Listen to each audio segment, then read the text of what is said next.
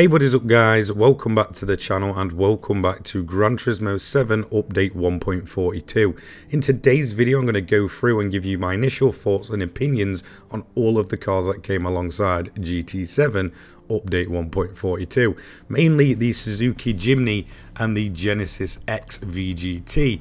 I will have a few thoughts and opinions on the Bvlgari. I think we all know, I guess, the controversy surrounding that vehicle. Advertised as coming alongside this update, but only in a very limited capacity. So let's get into it and we'll start off with the Suzuki Jimny. So I'll be the first one to admit that the Suzuki Jimny really did not interest me in the slightest when I saw that it was coming to GT7.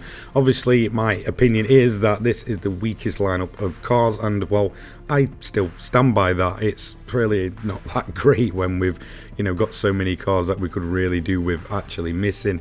But in terms of the Jimny itself, it perhaps is the standout of the bunch. It costs a measly 18,000 credits and features a ton of different customizable options, which can really give it sort of your own personality and I guess personal touch to the vehicle. Everything from bumpers, wide bodies, even grills, all kind of add to making this car completely unique to your own personal style, which I really do like. I think in terms of the customizability of this vehicle, it really is one of the, I guess, better inclusions in recent times. There's a ton of ways to just change up everything about this car.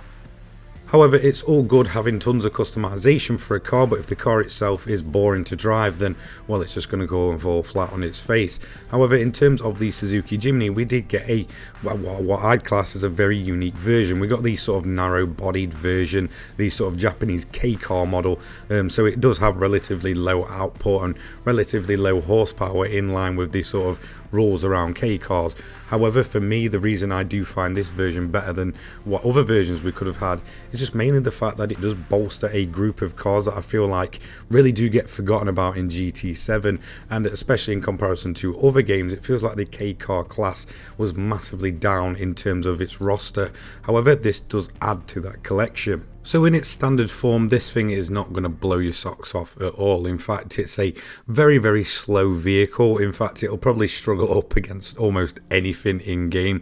Even here at a couple of the Sunday Cup races, I just really struggled on the higher difficulties, to the point where this car is basically uncompetitive, and that is basically a downside of it. You either have to go with the standard version and basically give up any chance of winning, or kind of get the upgrades on. It's quite difficult to find a nice balance for this vehicle, just because it remains constantly at a relatively low performance point rating and relatively low power. So I think upwards with all upgrades on, it was hitting just around about 150 brake, if even that.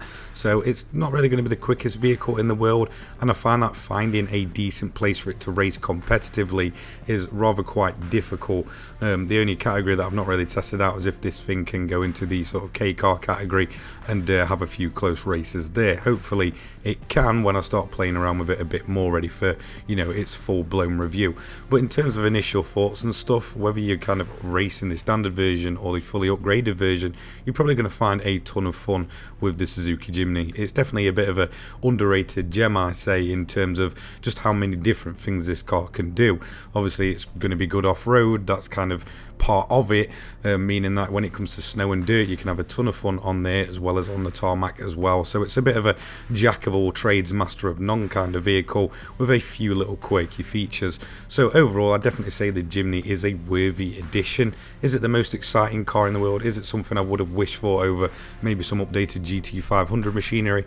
Absolutely not, but still a decent vehicle nonetheless. So from a relatively slow vehicle to something that is absolutely bonkers in terms of its straight line speed and performance, the Genesis X VGT.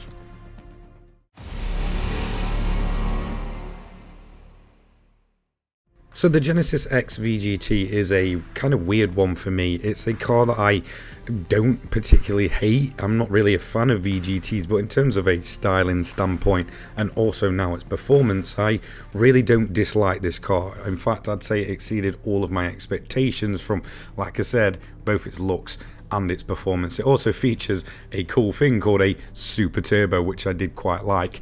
Now, you can get this car for free if you were part of the viewers campaign. You will end up getting a ticket for this vehicle, or you may have already had it.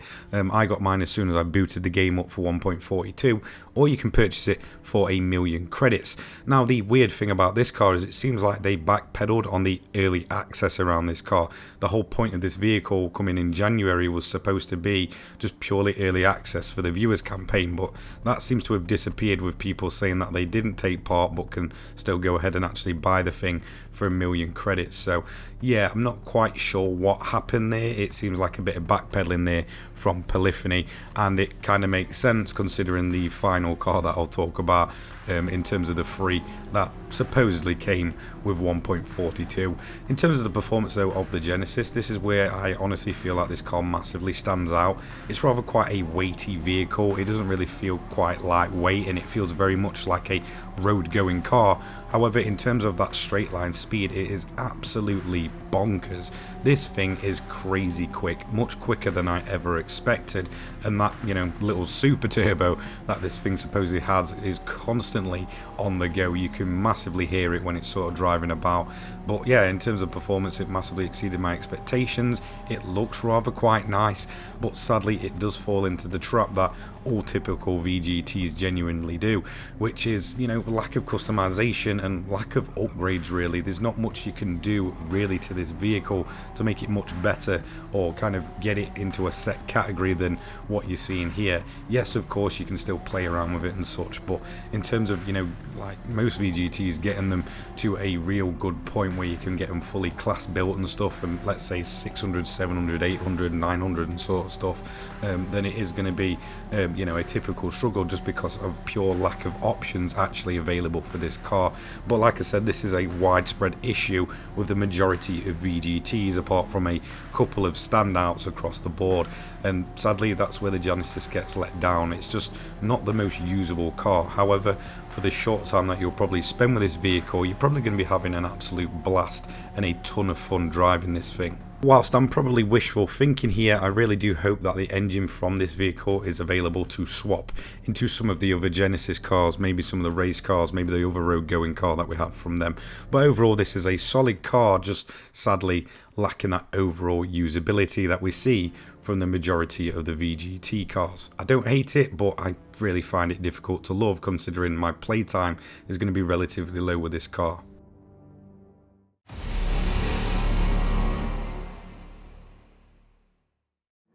The Bvlgari VGT. Now, this car essentially did come with this update in a sense.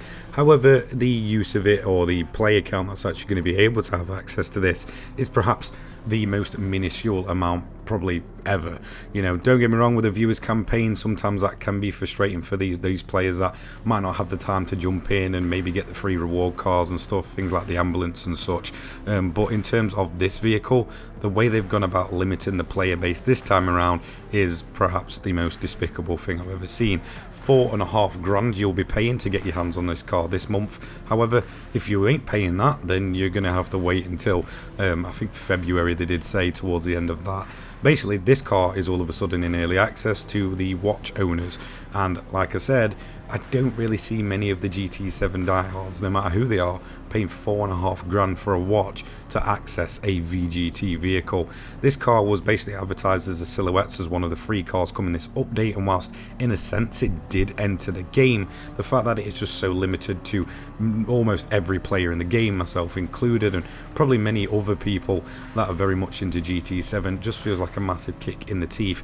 Don't get me wrong, it doesn't seem like the most interesting car in the world, but telling us it's in the game and then essentially not being apart from a very select few just seems like a very, very poor move and really doesn't sit right with me, meaning that whilst the Bvlgari is actually in the game and it will be taking part in some of the races and such, and there probably is a couple of people out there that do have their hands on it currently, the majority of the player base won't be able to get their hands on it till February, and that just really doesn't feel good at all.